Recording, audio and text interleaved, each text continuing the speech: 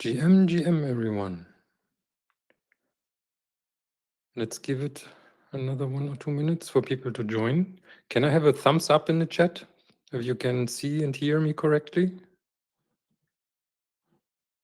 I just asked this already while you were waiting in the waiting room, I guess. All right, awesome. Let's wait another 1, 2 minutes. Mexico.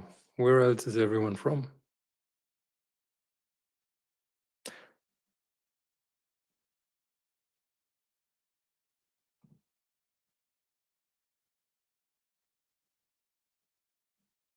Munich.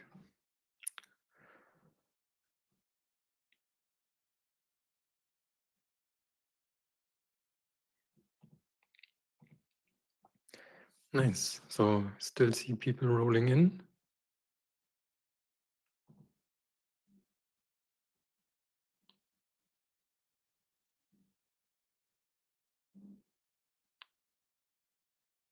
So let's slowly begin. I will try to keep this relatively brief, to leave like a bit of space at the end for questions. Like I'm not sure we have a hard deadline, honestly. And I want to give you a lot of pointers because what we are looking at the moment is very early days. Everyone who's here, who's interested, is among the first couple percent who is actually looking into the topic in the first place. So you are very, very early adopters of that whole thing. And we will see a couple of, sorry, I have weird noises. We will have a look at a bit of code that is still rapidly evolving. Like when we are looking at that specific code, I will point that out, but there is something you can go and start play with like basically immediately. All right, then I will also try to monitor the chat. So if you have questions, ask them immediately. I will try to answer them before we lose context on stuff. I have one request to make, because usually people take things off topic. If there are questions that are not connected to what we are talking about, save them for the very end, and I will at least note them down if I don't have answers, because I'm mentally completely in this topic at the moment. But don't hesitate to ask them for sure. All right, then let me introduce myself. Some of you might know me already. I am Marco. I work for the DevRel team for the Para wallet at the moment. And Para, when you are in the Algorand ecosystem, you probably already know. And Gaetan, yes, I will be there. And so when you are in the Algorand ecosystem, you have heard of the Para wallet. It's like one of the most popular wallets that is out there for the Algorand ecosystem. And that is all I will say to that topic for this context. So today we want to talk about x402. We will check briefly for people who are in a hurry, like what is this all about? I will give you the TLDR. If you're not familiar with that, it stands for too long, didn't read. So it's basically like an upfront recap of what I'm going to talk about. Then we will look where x402 is actually coming from. Why does this exist? What does the name actually mean? What is this meant to be used for? We will, I will also try to look at the questions tab. We will have a look into the architecture, like how is the protocol actually supposed to be shaped? How is like a communication flow supposed to look like in that? Why Algorand?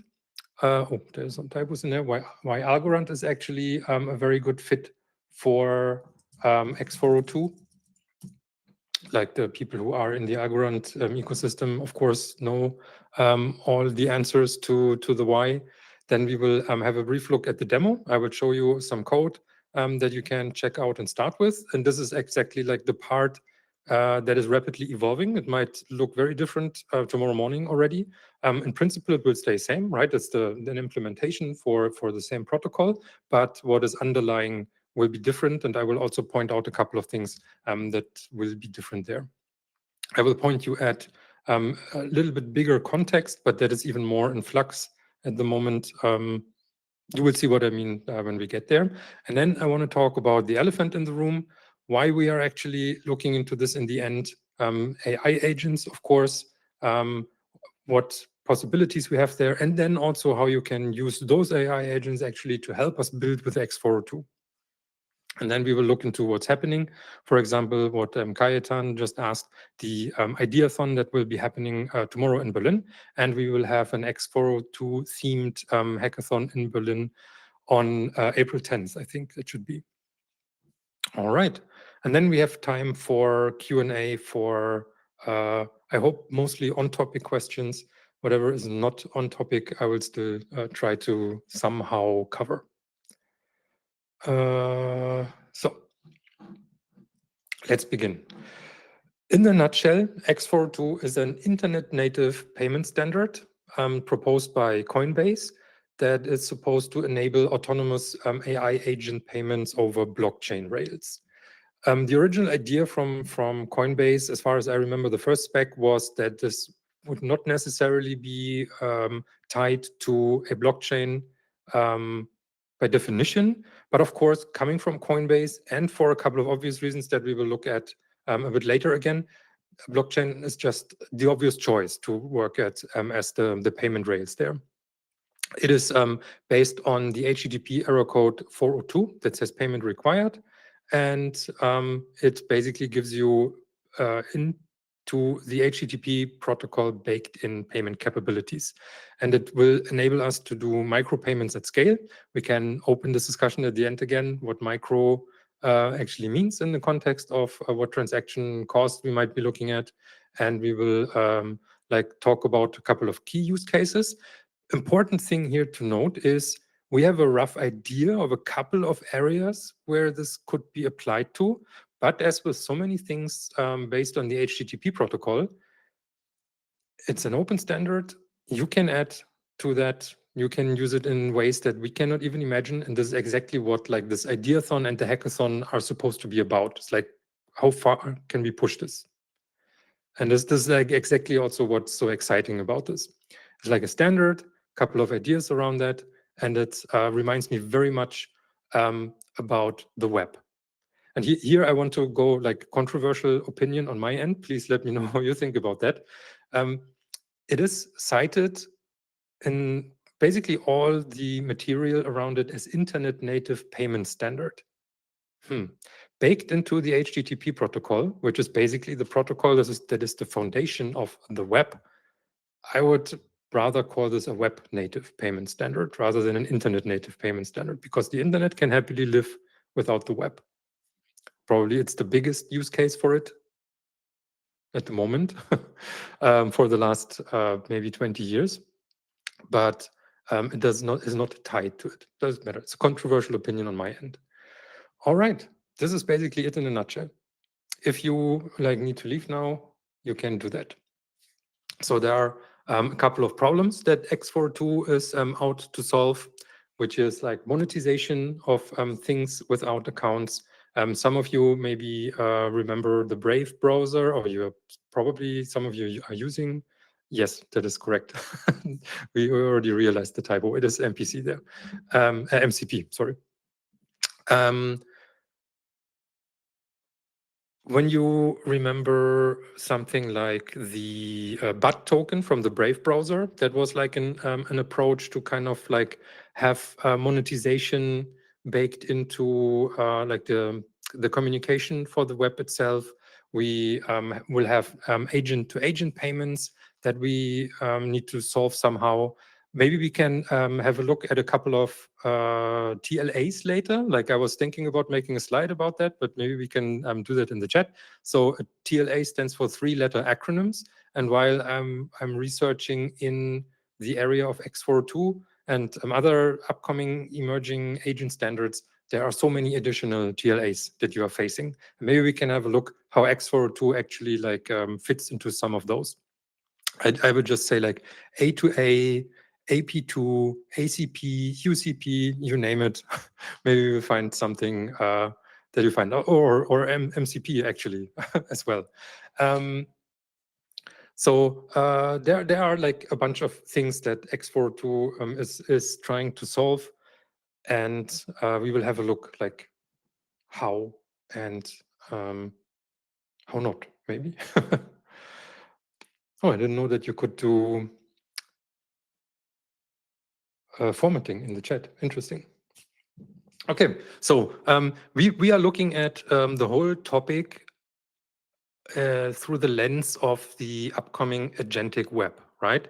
Of course, you can do like x402 payments kind of like in a human-centric way. And some of you, maybe I can have like hand signs or so in the chat, might have already seen like demos how you can use x402 on the web. Maybe there's a pretty old Coinbase demo for that, where you basically like just scan a QR code, pay with whatever chain is configured there, and you get like, I think it was a music video in the original one. And we also have like an example like that. And this is like for me, the most boring use case, actually. Like someone sits in front somewhere, requests some content they want to consume. They need to take out their wallet. They need to scan something. That is not exactly like the kind of usability improvement we are after, right? So for most use cases where x402 is used, like high frequency payments, like very, very small payments, there is to some degree, most likely an agent involved. And we have 3 layers to that. We have human to agent payments, we have agent to agent payments, and we have agent to machine payments. And some of those like have different kind of aspects where x402 kind of like needs to shine. So we have the human to agent payments. Those are things like I want to buy a ticket, my budget is this and that, and then the agent basically like sells that to the human. So we have the agent to agent payments, where we can look at things like the agent to agent protocol, where agents like autonomously talk to each other, negotiate prices, maybe try to find common ground on things. And we have something like an agent to machine payment. This means the agent can talk to, like in this case, there's some kind of IoT device here, but generally it will be some kind of API. And this API can actually just be a web request, right? So this is one of the scenarios. I think that's not explicitly listed later, but this was like one of the first ideas that I had, what you can do with x402. Like we have at the moment this big problem that we have those, I think they're commonly called like frontier labs, where you have those huge AI models and they basically suck up all the content they can find in the web. And in most cases, there are, of course, no deals in place with the publishers, and they just like grab the content for free. If you now would have something like x402, you could negotiate with the agents that might be connected to those bots, that you get like a tiny, tiny payment for your blog post that is like probably negligible from the Frontier lab, but for you, it's maybe more than you would have earned with AdWords on that blog. And we will come back to AdWords, or the idea of advertisements on websites in a second. So those are like those 3 scenarios. And the projected economic growth of like the whole agent economy is expected to be 30 trillion but as early as 2030. I'm not even sure if that is a very conservative approach when you look into how use cases like OpenClaw like hit suddenly, or how fast things are accelerating. Like I'm blown away almost every day for like how. And please, none of these advertisements. Thank you. And so where did x402 actually come from? Some of you might be familiar with the HTTP protocol, I assume. Oh, can I have a show of hands of people who consider themselves developers, or let's call that builders that produce code somehow? Like, you don't need to be like a professional developer by title or so, but are you doing that? Okay, that's a bunch.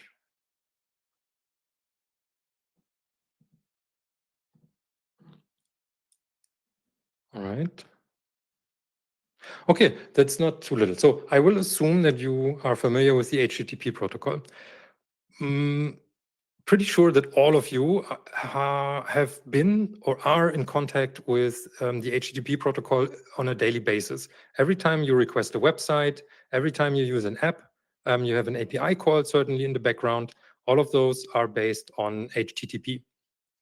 I will bet that all of you had contact with something like HTTP 404, page not found. That's like a very common error code that you will get back. Sometimes you encounter 500, like internal server error, something like this. There's like another group of HTTP errors. And there is this old XKCD comic that is here, that every time you try to invent a new standard to solve the problem of fractured standards, you basically just increment the number of existing standards. So people thought, why would they actually do that? Like, turned internal and thought they would just look into what has been proven to work for the last, I would guess, like 30 years, which is like roughly the age of the web, which is the HTTP protocol. The HTTP protocol was enhanced like a surprisingly small number of times, because the people who built this in the first place actually put a lot of thought into that and tried to their best knowledge anticipate what the future will bring. And there's this quote, I forgot who said that. That is, the best way of predicting the future is help build it. Maybe someone can look up who that actually said. And this is why visionaries, like the person on screen here, does anyone know who that is? No, that's not John Woods, but the haircut might be very close. This person is actually like famous for a little bit longer than John. Exactly. That is Mark Andreessen. He is the A9 of the investment firm A16Z, Andreessen Horowitz. You might have heard of that, especially when you're around in crypto, because they did a lot of crypto investments. He also happened to have co-founded one of the first web browsers called Mosaic, and he co-authored the HTTP protocol. And I have a couple of concurrent numbers since which RFC this error code is actually in there, but he insisted that this thing would go in there. And because of him, we have the status code HTTP 402 payment required. Since inception, it's written in specification that it is reserved for future use. So they anticipated what is going to come. They didn't have a solution back then. We will get back to that as well. And he's quoted that, I think that the original quote is a little bit different, but like essentially that not implementing a payment system into the protocol was the original sin of the internet, because the alternative to having that is actually to introduce a system like advertisement. And most of us who have been on some website today are pretty sure of the opinion that advertisement is also not a very good solution for monetizing on the web, because it just sucks. Like this, maybe you have a different opinion. I would say the clutter of advertisement all over the web is just like unbearable sometimes. And there are ways, and this is like the beginning of what we talk about today, to actually work around that. And then one of the big reasons why it was dormant for such a long time was that the payment rails were just not good enough for that. So imagine you have something that is priced 1 cent, or let's even say it's priced 0.1 cent, like fractions of a cent. And the most advanced payment system you have is like a credit card, PayPal, whatever, that charges you around 30 cents plus a 2 or 3% commission. 2 or 3% commission is probably okay still when we talk about like fractions of pennies, but having like, as stated here, like 3,000%, or when we talk about like 0.1 cent transaction value, having 30,000% overhead in a lump sum for a transaction, that is just prohibitively expensive. Like you cannot do that, right? Yeah, this was basically the reason why this was dormant. And of course, it took a long time until solutions like blockchain rails for payments kind of like became feasible to actually be concurrent to those payment networks. And in 2024, Coinbase and Cloudflare, I think Cloudflare started with like a proprietary implementation in the internal systems. Maybe some of you remember this pay to crawl kind of initiative that they had, that you could enable on your Cloudflare pages, where you could basically like charge people who signed up for an account first to do that. But of course, this is not the solution. This needs to be like an open protocol across the web. And this is what Coinbase actually did then with x402. So they came up with like this standard, or this specification for a standard that will allow to basically use the most suitable means necessary for whatever kind of transaction we are talking about. We are currently in the process of adding our implementation to the Coinbase repository. That is an ongoing effort. This is why I will like probably not point you to what is going on there, but I will let you know once this is done. I will point you to a like, let's call it streamlined repository, where I am in the process of putting all the examples. One of the most simple examples you will see demonstrated live today by me. Okay, so what could the traditional payment networks not do? Like speed, cost, finality, they fail at something, right? So credit cards might be for many scenarios reasonably fast. They are, however, too expensive. Then we have something like Swift. Swift is certainly, in terms of like settlement times, not particularly fast. And if we are talking about Bitcoin and Ethereum, they're either too slow, they have like very, very long finality times, and the transaction fees, of course, on the bigger layer 1 blockchains are also too high for most payment scenarios. Of course, you can come up with scenarios where this is fine. I will not argue with that. But for many cases that we are foreseeing, this will not be enough. And then, of course, like there are other blockchains. Some of them you will find in the Coinbase repository already integrated, that solve like for all of these problems. So before we dig into why Algorand is actually like a fantastic fit to solve for these problems, we want to look into the x402 architecture. On a very, very high level, it's basically just an agent. Can also be any client for that matter. It can just be a script, although an agent is in the end also not much more than a script that contains a for loop that calls an LLM, right? So some client requests a resource from a server, and the server has some rules set that a certain resource is protected by a payment gateway, let's call it. And it sends this error code back that payment is required, and the response according to the x402 protocol also has a specific structure that tells the client how to actually satisfy those payment requirements. It's like what chains, or let's say what payment rails can be used to pay that, how much should it be, and how the response to that should come back. The client does all of these things and then sends the authorization proof, the transaction ID, something like that, and sends it back to the server. Server checks this somehow and then sends, okay, yes, here's your data. It's basically just that. Give me the resource. No, you pay. Okay, I paid. Here's your resource. This is Like maybe this should have been in a nutshell. Yes, sorry. Can I mute people here?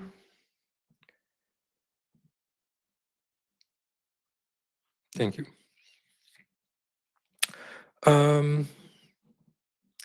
Then we have a couple of questions. How does this benefit Brazilians? We can talk about this in the end. It's probably going to be like a whole thing about that. This is like it benefits everyone, but especially in structurally disadvantaged areas, like blockchain is always a good choice, right? We can dig more into that a bit later again. And no, the question from Jason is, I mentioned the Coinbase integration. Does that mean that developers and merchants must have a Coinbase account or other centralized exchange and will not be deposited in a predetermined wallet defined by the account? No, it does not mean that. It's a completely open protocol. It can be any means, and in the end, it should actually also be hidden from the consumer what chain in the end is used. Like the whole idea of x402 is that everyone can participate, and then for certain scenarios you would use like the payment rails underneath that works most appropriate. And in many cases you can come like with a any crypto account that will then does the payment for the requested resource. And in a lot of cases, and also what I will demonstrate later to you, the transaction will even be sponsored by a component that is called the facilitator, that we will also have like a brief look into. So the facilitator is a like theoretically optional part of the conceptual design from Coinbase that makes sure that the payment is settled, and it can also then verify settled payments. So the client talks to the facilitator, sends it a transaction. The facilitator can optionally sponsor the fees for this transaction so that the original transaction does not have to contain anything than an asset transfer for the asset the payment was requested in. And if we are looking into how this is probably going to end, this will be most of the time some stable coin, let's say USDC, for example. So the wallet that sends this payment doesn't have to have anything, not even the local, let's say gas fee token, but only has to have USDC in this case, or whatever stable coin is requested there. And this is the idea in the end, like reducing the fracturing and all the moving parts that the consumer end has to provide. And with so many things, like I have this discussion a lot with other techies, that I think in the end, when we are looking into mass adoption, things need to be streamlined to the point where consumers don't know that they are interacting with something that has a blockchain underneath. It's the same with, you probably don't know what database, or if a database is used by whatever your favorite social media services, right? So you don't know, you don't need to know, doesn't matter. Maybe it's a blockchain, probably not. Another question. Micropayments, DeFi settlements, and M2M commerce, enabling AI agents to pay for. Is there any payment overhead or hidden charges, although the intention is to remove the middleman? There will be fees occurred on any blockchain, right? Because it's a self-sustained ecosystem. So however, as I just mentioned, as in the example that we will be looking at, this fee can also be sponsored, or like it can be priced into whatever the price on the resource is, so that payment should be relatively transparent. And an idea that I heard somewhere, don't ask me where, this is like not an official information, that you could probably add resource prices somewhere into any of the discovery mechanisms. I don't know, when I could put like a resource request price into my site XML, or like my agents TXT, like what the Google crawler consumes.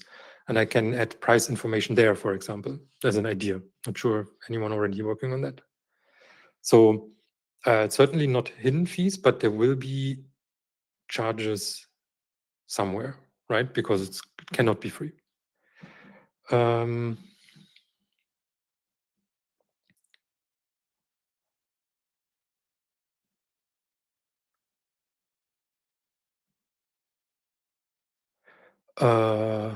That question I don't get. Sumyadeep, to make sponsored fee payment, do both the agents need to use the same infra? Okay, when they talk to each other. So here the assumption is that they talk to each other through the HTTP protocol, right? So far, at least. So we said that the x402 protocol is basically an implementation, or like a concretization of this 402 error code, right? So for the moment, x402 is baked into the HTTP protocol. However, I have seen attempts where this is already moved up in the stack. I think there is an experiment ongoing. So this is, in German, we say future music, where Google, I think, in the AP2, the agent payment protocol, puts the x402 payload in, or the x402 communication into the JSON payload of the protocol. So at least one layer removed from HTTP itself. But this is up and coming. Not sure if this is gonna be successful. So for the moment, we should assume that this is part of HTTP. But of course, in many protocols, as in A2A, they're almost all HTTP based. That means you can bake this into that. You can bake the pricing from an agent to agent call into like the communication between the agents itself, right? Because in the end, when an agent asks another agent, usually the only difference that you have is kind of like discovery and the structure of your data. Like it's like an API call, but with some unstructured data that the agent can make sense of itself. There's like a very, very high level abstraction that many people will probably tell me that is not true as is, but this is how it conceptually works a lot of times in my mind. There are several roles to Peter's question here. Who decides for the currencies on the server which are accepted? We will get back to the roles, and someone decides for that. The person or the entity who is actually providing the resource that is protected by the pricing gate. All right. Oh, it's already on the slide. Sorry, I don't have like a previews for the slides here. So we have the merchant, and the merchant decides all of those things. It provides the resource, it gets pricing, access rules for that, and defines the payment terms. And the merchant adds those rules to the resource server. Resource server is basically like your good old Web 2 app. Can probably also be an API gateway or something like this. So basically everything that can return HTTP resources. And that basically then also enforces the x402 requirements. And in the code we will be looking at, a lot of times, I don't know how many people here develop web apps, but I assume nowadays, like everyone, at least who self-identifies as developer, has touched at some point building a web app. So basically your resource server adds a middleware to the routes it defines. We will see a very simple example of that. Actually not, I think I removed the slide. So on the old x402 website, there was a very simple example where it was exactly one line to add this middleware.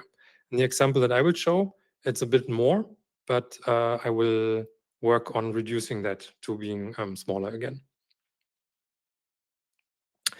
That is certainly the case. But who makes sure that they are, sorry, I was reading Jason's question. So regulations would define the currencies, right? But the merchant is actually the person who has to make sure that they comply to these regulations, right? So yeah, they would have to make that sure. Like if we look at like cross-border scenarios where taxation needs to be in a certain currency or something like this.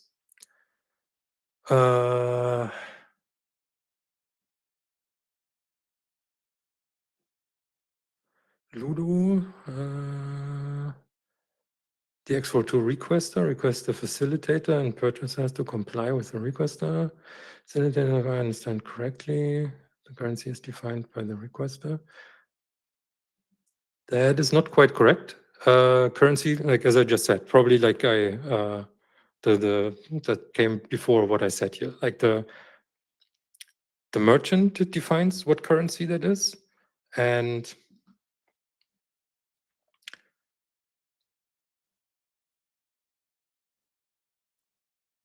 oh, I wish I could like invite you all to stage.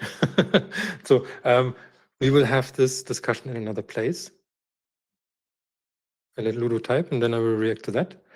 And we have the facilitator here, right? So the facilitator basically verifies the payment, settles, checks, and does a couple of other things.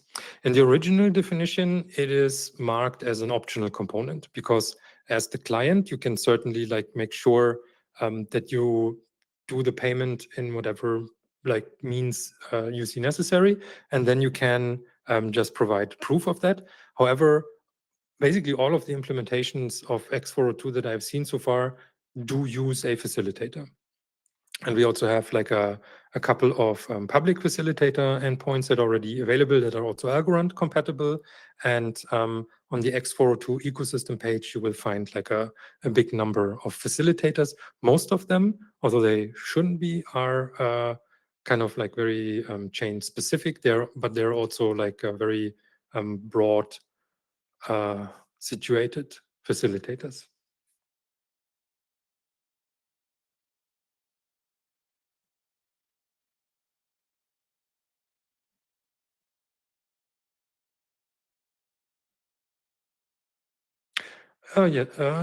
Yes, like the resource server defines the facilitator. This is in the implementations that we see, but I would prefer to discuss this in person. Are you in Berlin tomorrow? Because like it does not necessarily have to be like that strict. Like when we spin this thought, like imagine we are early days, right? I said that. And the implementations that we see at the moment are very like narrow and specific, and people just try to be like early to the game, which is fair. Okay, then when you don't come to Berlin tomorrow, we will have this discussion at another point.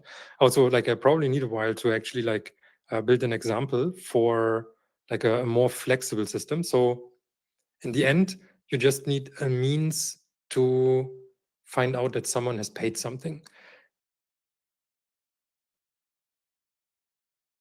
That is essentially it. So the merchant defines where they can accept payments, and the facilitator might have some logic inside where it can actually pick a chain based on whatever criteria. And then it probably also has something to do with what the client is capable of paying. There are things, of course, that need to be compatible, but it's certainly also possible to do that in a cross-chain scenario. When you like integrate services like Wormhole, we recently wrote an article about how to do that with native token transfers. Like, I don't know, early game. Let's like be open to ideas where things can be like improved. This is exactly those things that we want to see in like the ideathon tomorrow and the hackathon. It's like, what is possible? How can we use this with Algorand? Because we strongly believe that Algorand has some of advantages. This will be one of the next sections. And then we want you to go wild on that.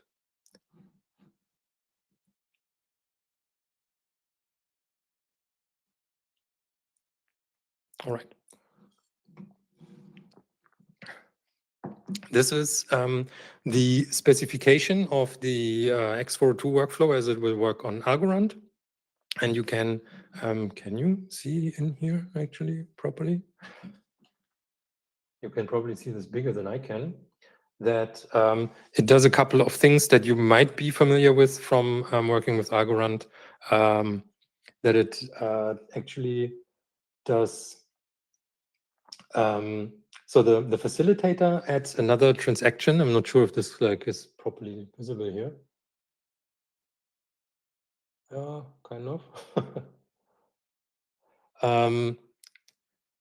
Like the facilitator can optionally add a sponsoring transaction where it covers all the fees, as I mentioned before, and it does a simulate. So it checks that this transaction will actually work, like with a simulate call. That's a call to an algo D endpoint that gives you the result of a transaction without executing the transaction. That means there's also not the latency involved with the block time. And then it will execute the transaction only when the simulate was successful. So like another layer of security. And in case there's actually something going wrong, you return to the client a lot faster than you would as if you wait for the actual block to be final. And this also allows for integrating this into synchronous HTTP calls, like when someone requests a website on the internet and sees the content, right?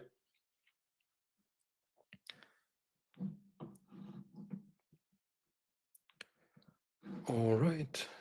So why do we think Algorand is actually a good choice in this open system for being a candidate for the payment rails? You have seen the slide certainly like a million times before. We have a high TPS. We can process a lot of transactions per second. We have a block time of 2.8 seconds, I think at the moment it is. So let's say just under 3 seconds. That means in 3 seconds, your block will be written on the chain or not. And this finality is instant. That means there is like no rolling back, no reorganizations, no forks. This is final immediately, which is a huge advantage to the vast majority of alternatives that are out there. We had no forks and no downtime as of here. Oh, it's already a year old. Still not. Since the inception, I think we are going on 7 years at this point.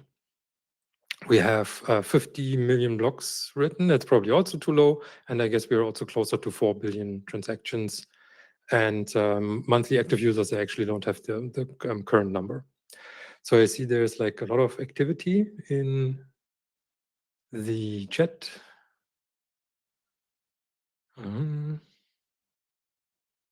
Okay, that's only tangentially related. And then we have a couple more questions. I don't speak Spanish, Edmo. If you could put that in English again. Who and how is the transaction facilitated? It's not the user who pays transaction fees in Argo. The Algorand transaction protocol requires a minimum Argo fee, as far as I know. That is correct. And Argoless wallet underneath is very interesting. So we have this principle, and we will actually get back to that, of an atomic transaction group, where you can have several transactions that are either all together, like that's the atomicity, like undividable. They're either all executed or none of them is executed. It means when one fails, none of them will be executed. How the facilitator does it in the implementation that we currently have, it takes the asset transfer, like the USDC payment, let's say, because that's the example you're usually working with, and that is already signed by the client, and it adds another transaction to the transaction group signed by the facilitator that covers the transaction fees for all the transactions in that group. That's essentially it. Zero transaction fee on the client's transaction with the original asset transfer, and then a zero Argo payment transaction that covers all the transaction fees on the facilitator. That's how it's currently implemented. I don't get Haya's question, Algo Wallet or x402? Do we need to choose one?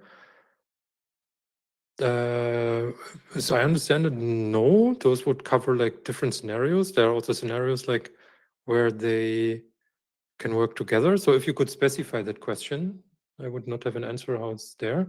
And yes, the recording to this presentation will be available immediately after it's encoded when we finish the call.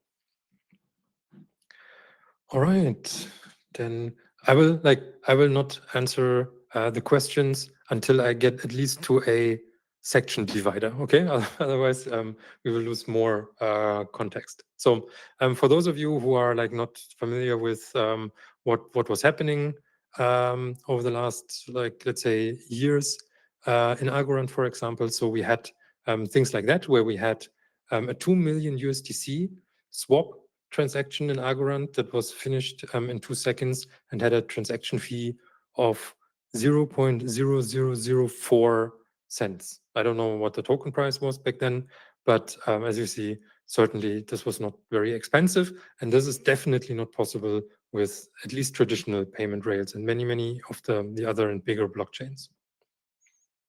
So I mentioned this a couple of times that our approach is actually to have this payment group, like the atomic group, where we add the signed transaction for the transaction fee that will be covered. That is exactly like this concept. I hope that most of you are familiar with this concept, or at least have heard of this. So just like, again, you can have a group of transactions that are either all executed or none of them are executed.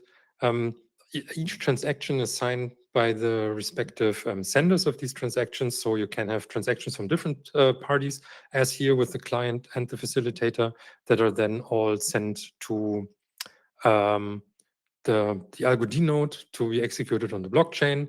You can have a total of 16 transactions in there. However, if you are calling smart contracts in there, like you have application call transactions in there, there could be inner transactions in these smart contracts, and you can bump this up to, I think, an overall of 256 transactions for a transaction group.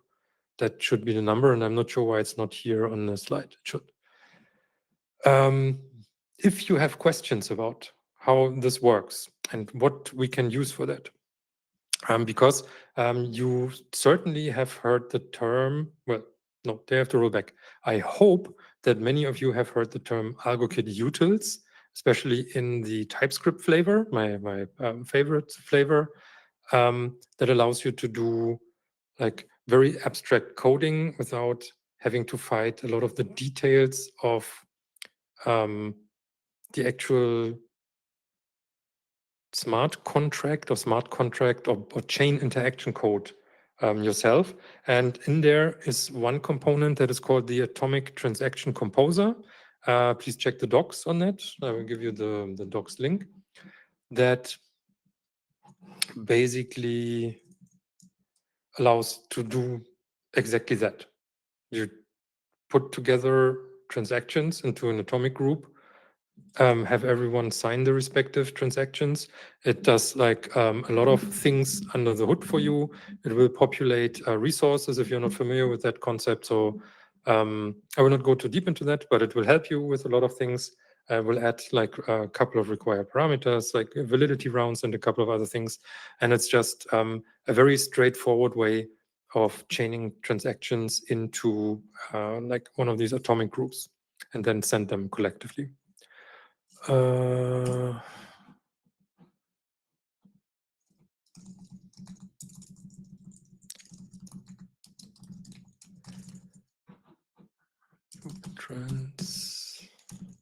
Transactions.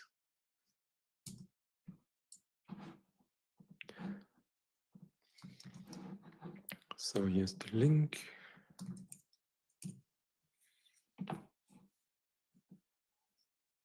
Exactly. If you have more questions on that, we are more than happy, and there are like very seasoned Algorand developers such as Ludo, I definitely recognize here. they are all hanging out in our Discord, and we are always happy to answer your questions on Discord and talk to you about like more things than just the questions you asked. And you just have to go to this link, discord.gg/Algorand. So probably relatively easy to remember, and come talk to us there. We will happily like give you more info on these concepts that are underlying the whole thing. Of course, those things have more use cases and exist longer than our 402 efforts. And there are other things that probably we didn't even think would fit here that we already have like prepared. So what are other things that actually make it easier to work with x402 on Algorand? So first off, we have the things that I just mentioned, atomic transaction groups, this atomic transaction composer that is a component of our AlgoKit toolkit. And AlgoKit also allows you to write smart contracts in both TypeScript and Python. Both are officially supported. Of course, there are also additional community SDKs. But those are like the two official languages. We have starter templates for documentation on both Python and TypeScript. We are like heavily working on revamping stuff all the time. We have live playgrounds, for example, for x402. I think there will be a slide with a QR code where we have something like this. We have some live facilitators run from our ecosystem project, Go Plausible, for example, that you will also find on the official facilitator page for the x402 ecosystem. There's a component in x402 that is called Bazaar.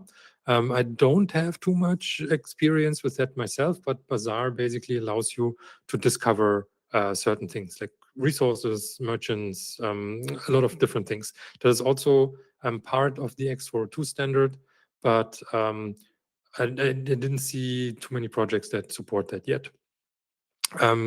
Mainnet and testnet and other chains are supported on these things. And of course, like we have resources like events like this, which would usually work better when people can ask their questions out loud, if I'm honest. We have other workshops. We have things like the Ideathon that happens in Berlin tomorrow. And we have hackathons, not only in April in Berlin, but also other hackathons. I think someone in the chat earlier talked about the Hack series, where we have a hackathon program in India that is connected also to subsequent steps about that. And we are always happy to see people there. We're happy to hear your ideas. We are happy to critique your ideas. We are happy to have you critique our ideas. And I cannot answer that question at the moment, unfortunately, but I will take this home to discuss. And that will be time for the demo. I'm not 100% sure anymore in what state this was when I left off here. Let's go how this would conceptually work. So we already talked about like the merchant to define stuff and the resource server. Resource endpoints can be like a lot of different things, like a URL, like just an HTTP request, an API request. Usually this would be like a RESTful API that also does some HTTP-ish communication. You could probably come up with scenarios where non-RESTful API calls could be covered here. You can cover ABI calls, like the application binary interface, so the a call to a smart contract, for example. MCP is often also just like a web server, such as A2A, which is basically an HTTP-based protocol with a JSON payload. Of course, this is a non-exhaustive list, but those are some of the TLAs. I hope you remember that term from earlier that we often like encounter. And ultimately, as you will certainly find in the Coinbase repository, we will provide you with examples for fetch. When you use JavaScript or TypeScript, you certainly have used like the fetch method to request resources from somewhere. Same as the somewhat more let's say, complex but powerful project Axios, also basically just like a web client. You can roll custom implementations such as MCP, A2A, or completely proprietary if you need that for some reason. Same goes for Python. You have HTTPX. This is like this, what did people call it? The JavaScript-less JavaScript framework that is used as the front-end framework a lot of times for Python applications lately. Request is a Python library that kind of like does the same as Fetch and Axios. And of course, you can also roll your custom implementations here. And for most of these, we have examples that are in the making. And it is just the last bit of review missing to actually also bring our stuff back into the Coinbase repository. However, I want to show you like a very minimal repository that the Algorand DevRel team is working on that will, over the next couple of days, hopefully, will give you most of these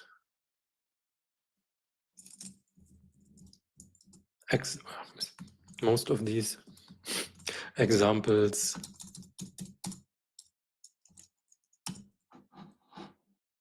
in an easy to digest way that can get you started like out of the box. So if we go to Algorand DevRel and we go to the x402 demo, we will find that at the moment we have on the client side for the fetch library, on the server side for the framework Hono, if you have heard of that. It's kind of like a modern version of Express. And I guess everyone who touched JavaScript here has at least heard of Express. And we have Facilitator. It gets even easier when you jump into the code and you look into the environment files. That the pre-configuration is to use the Go plausible facilitator so that you don't even have to run your own facilitator when you start playing. Of course, when you want to like have deeper knowledge of how the whole system works, you will have to use your own facilitator. Code, of course, provided here. There's like not too much happening in there. There are a couple of caveats at the moment, so bear with me. This is like a kind of like a living, evolving system. When we go in here, we see that we will have to provide an AVM mnemonic. You will see that in the environment file. Best practices will come later to these repositories. So this is probably not in many cases the best way to use that. However, like for demonstration purposes, this is fine enough. And you will see that this version of the code works with the Algo SDK, which some of you might know is something that we are not recommending anymore because the functionality is also covered by the AlgoKit utils. And one of the problems the Algo SDK suffers from at the moment, is that it only works with 25-word mnemonics. Like I think most wallets flag it as the legacy version of Algorand accounts. Of course, nowadays we use like HD wallets, like hierarchically deterministic wallets, and we have 24-word mnemonics. I hope that by Monday-ish, not a guarantee, unfortunately, I can give you the ArgoKit utils version for this year so that you can also work with like HD wallet stuff there.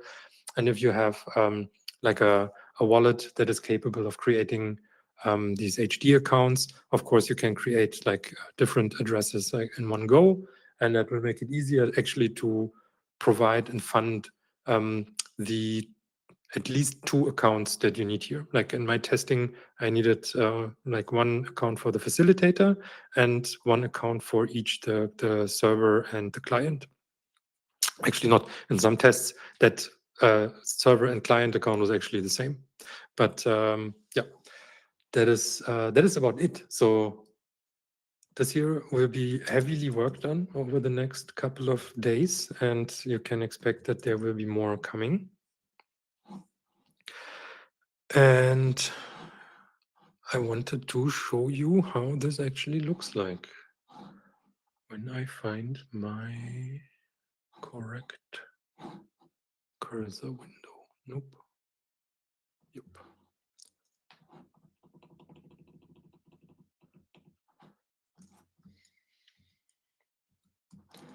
So let's close all of those consoles here.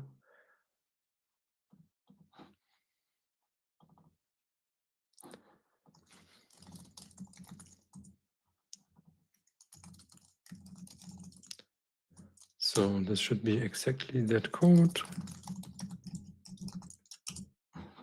It is configured to use testnet. And when we look into,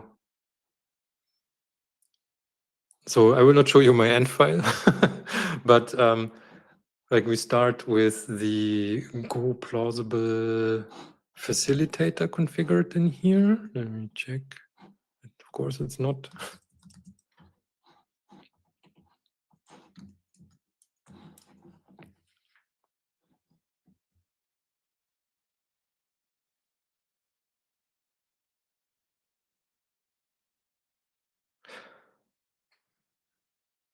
Okay, yeah, we are back.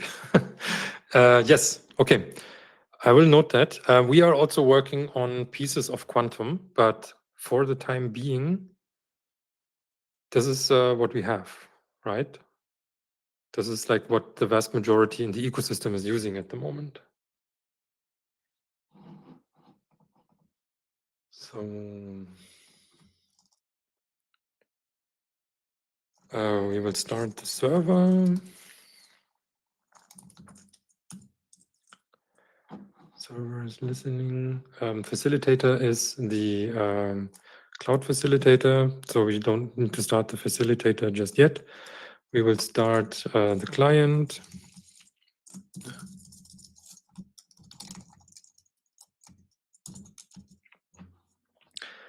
And we will see we have a payment success. And when we then take the transaction ID and go to LoRa, we are on testnet, throw the transaction ID in here. We see that this is actually a 0.1 USDC send transaction to itself, because here I actually have configured the same account for the client and the server. So this is actually correct. But what we also see, and this is that this transaction is part of a transaction group, which has the account of the facilitator. And the facilitator does a zero algo payment to itself and covers the fee for this transaction and the other transaction in here. So this is how the fee sponsoring actually works in that scenario. And if we do the same with the other facilitator, so now I remove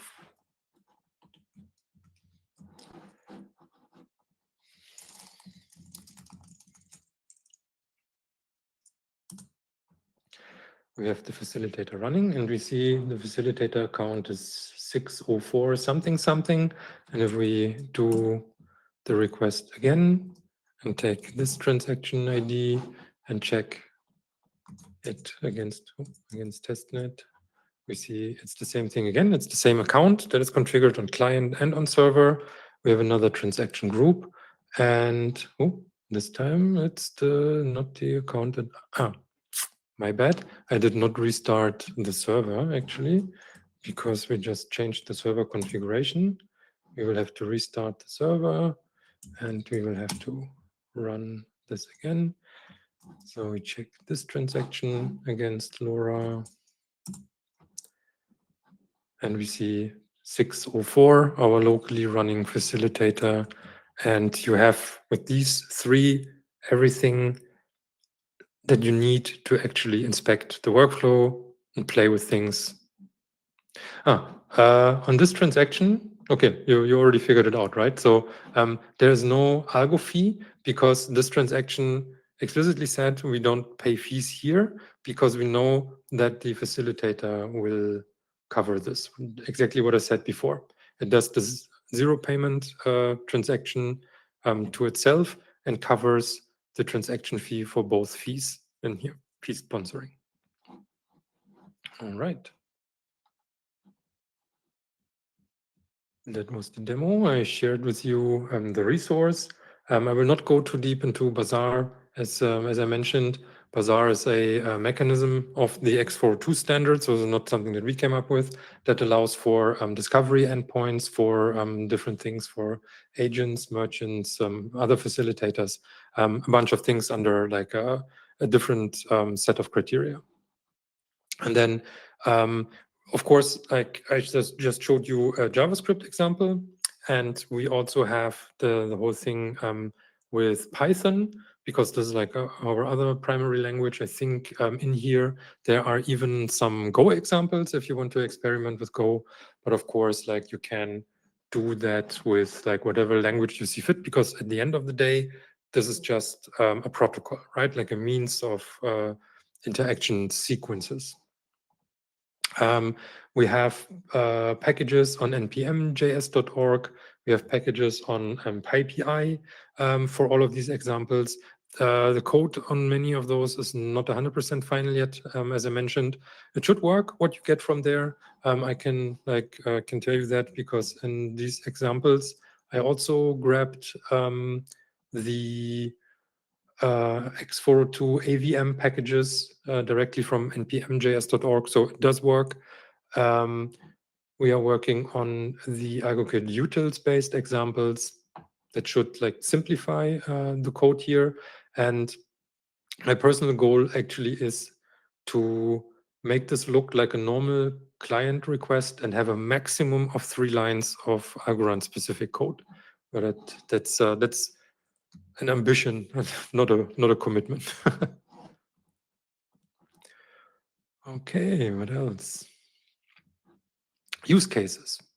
This is actually where it gets like most interesting. We have a bunch of ideas where this could actually be used. Some of them are obvious, some of them are not as obvious, and actually our hope is that you have the good ideas, right? As with the HTTP protocol, only because you have this protocol, you could not anticipate something like social media or something. Not that I want to pressure you into building something of that dimension.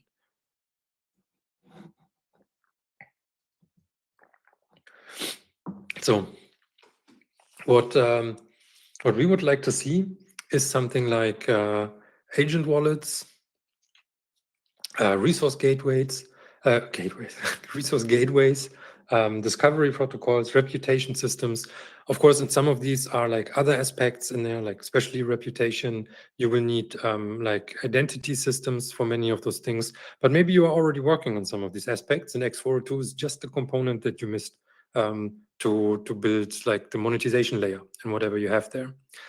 And those are kind of like some rough ideas that we have. I think I stole this slide from the presentation for the Hack series in India, but generally where we see the strengths of x402 is kind of what we mentioned earlier, micropayments. And I think that we can have the discussion here. Who had that last time?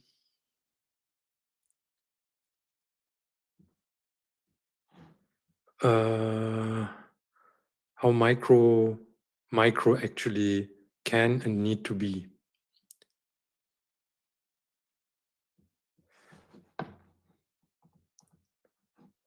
Then maybe we jump into a couple of questions. Sample code for x402 payment. That's just the repository I shared there. This is like the examples that I just showed. Like this is really just the tip of the iceberg. There will be more coming over the next days. This is it. Of course, like in the x402 repository from Coinbase itself, there will be other examples, but Algorand specific stuff, definitely I will post the link again, the DevRel repository.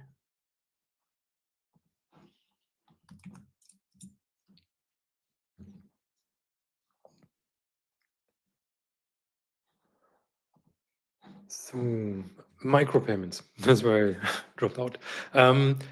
There's overlap between these things here, because agentic payments, like autonomous payments between agents, can also be micropayments, of course.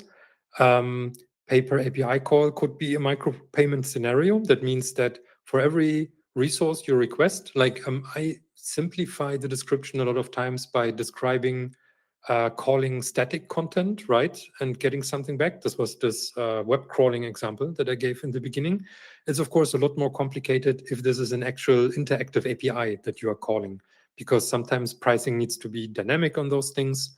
I would love for someone to find like a good way of having dynamic pricing on LLM endpoints, like inference endpoints, because you actually don't know how many tokens they will produce, so you don't know what the price will be upfront. Like I have ideas what you could do there, but I don't have solutions. This would be like amazing to look into.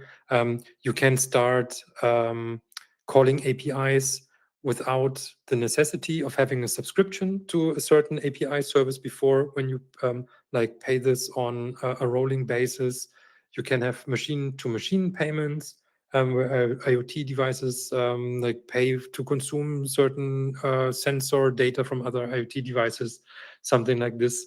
You can have agents automatically subscribe somewhere, renewals.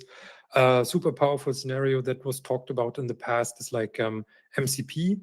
Imagine you send your agent to an MCP marketplace, and it can just go shop kind of and find an MCP server that is most suited to the task at hand.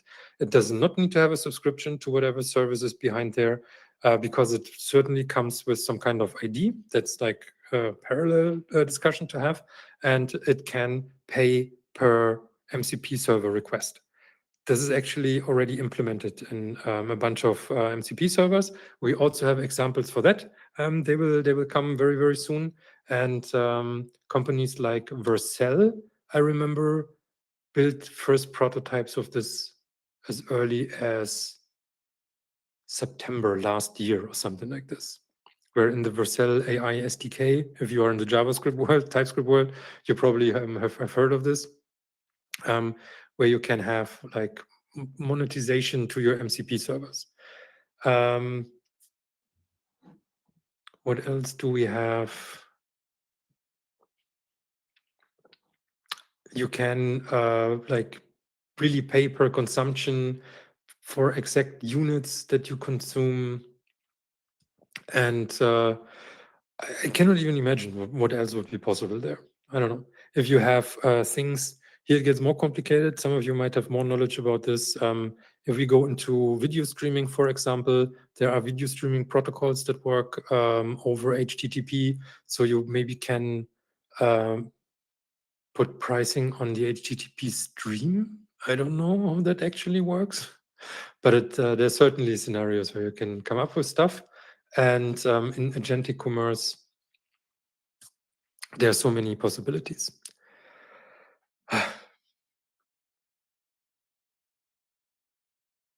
I don't know. You're smarter than I am. You can come up with crazy stuff. Ludo, I don't know. We would have to ask him on Friday. But it's a very straightforward implementation. Wait, there are actually two implementations. I only looked into the one that is straightforward. And in the end, it's just code, right? So, and it's open source code, to be honest.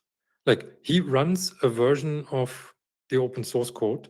So if we have requirement for multi-signatures in there, we can probably bake this in. Maybe we can start our own facilitator that supports something like this. Oh, sorry. I should have read the next line. Gabor, you're absolutely right. Also, yes, like this is a discussion that we should probably have on the Dev Council meetings on Friday. And Gabor, if you are not there, why are you not there? We should be there and discussing these topics.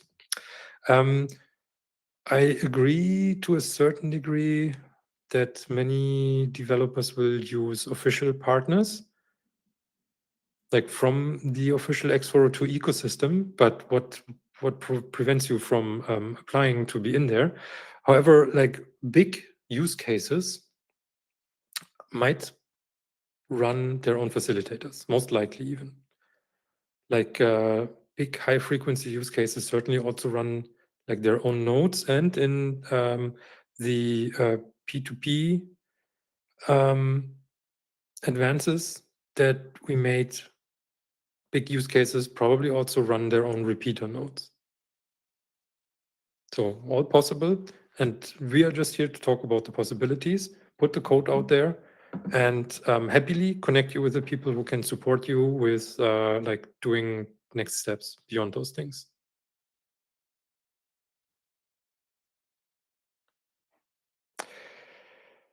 Oof. Sebastian, there are probably scenarios where this could work. The way it's built at the moment, however, not. Of course, you saw that the addresses are in there in the transaction group.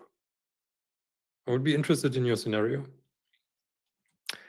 Yeah, and Jason, yes, it always depends. Everything always depends, right? Like consultant answer.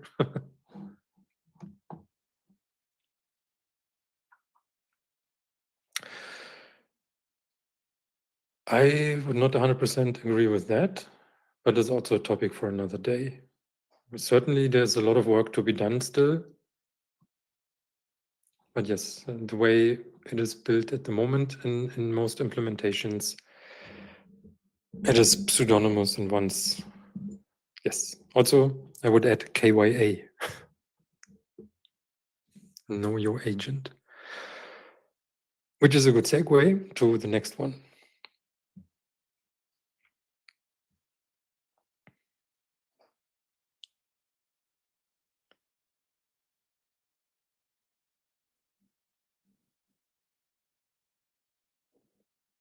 That would be a hackathon project or ideathon project, Sebastian, like conceptualizing like how this could work. I think the problem there is more the concept and not so much the tech.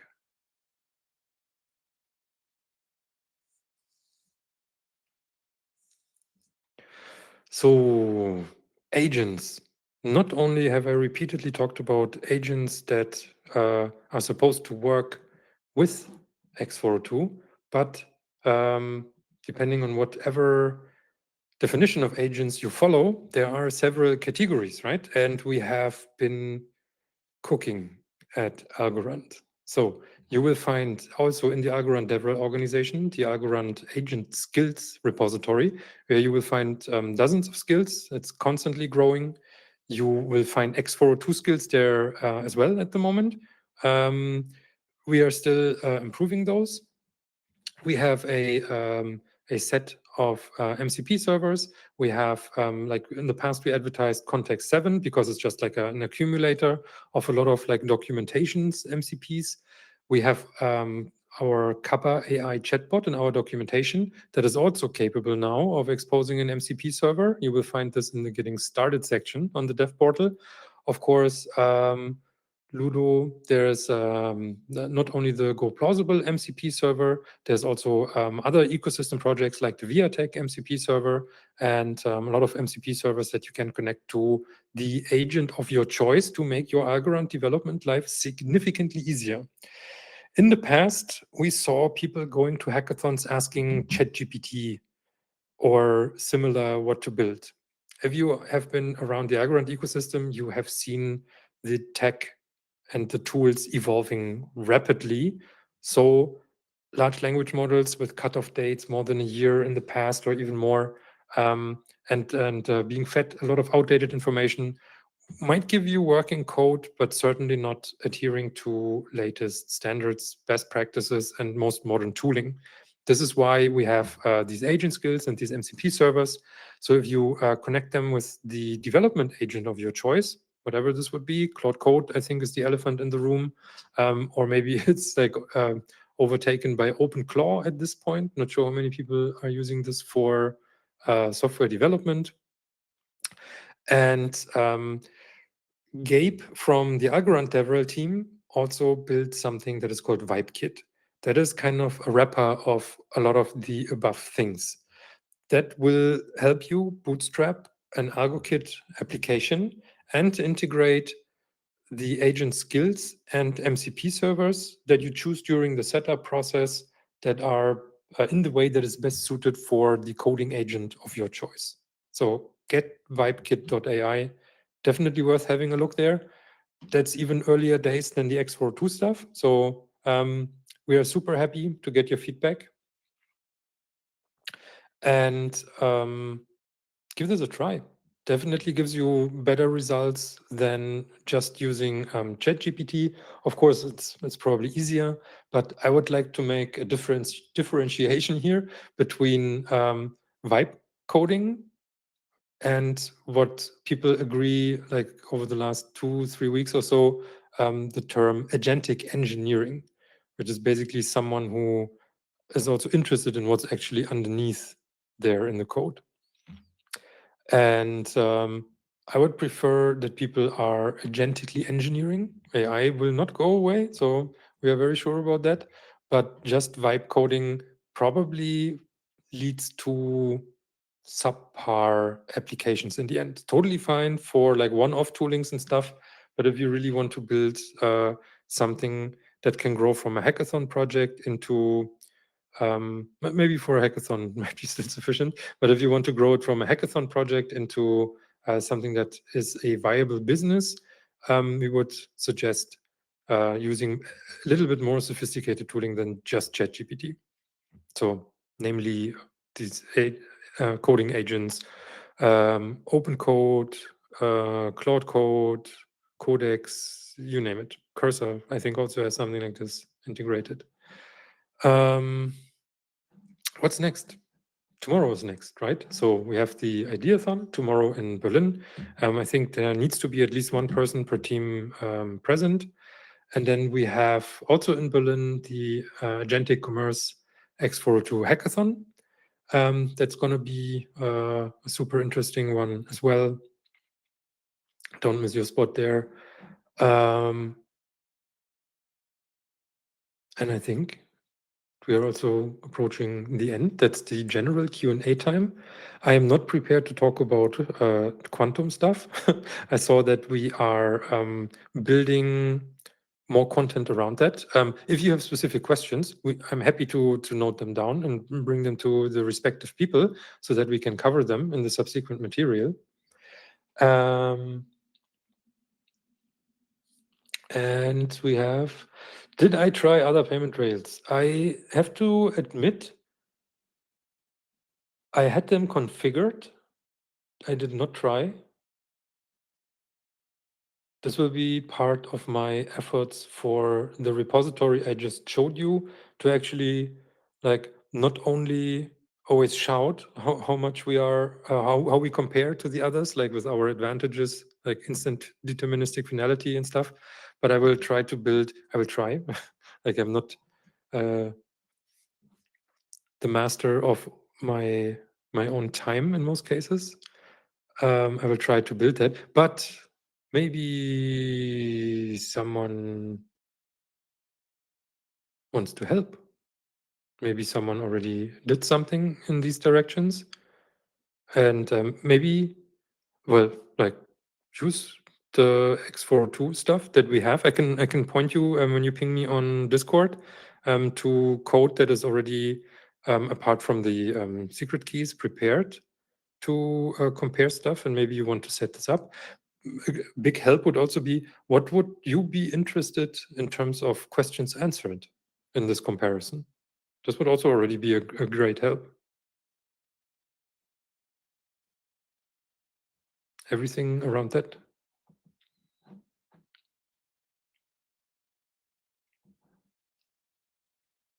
Okay, I think there are not too many additional questions. Then the only thing that is left for me to say is thank you. Thank you all for taking the time, for being here. I hope there was something interesting, at least for some of you. And I hope that we can talk about this topic more and more. And then, of course, subsequently, also integrate this with the other TLAs. And I currently feel like I have to do a TLA talk. Okay, then wherever you are, have a nice morning, evening, night, and hope to see you sometime in Berlin or somewhere else in the world very soon, or in Discord, discord.gg/Algorand. Oh wait, there are 2 more questions. Okay.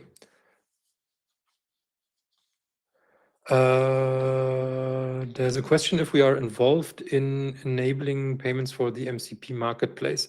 I am not sure that we have like active activities in that direction, but it should be possible to, not knowing the implementation there, that you could use it as well there. But honestly, I would have to see the implementation and how strict it is in terms of which chains they support.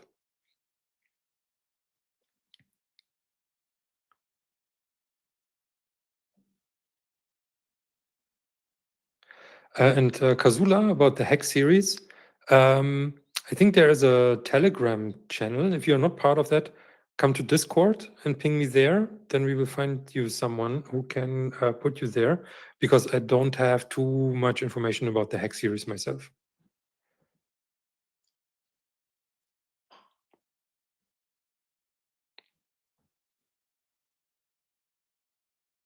All right. All right. Thank you very much. And now this is the final one. Bye-bye.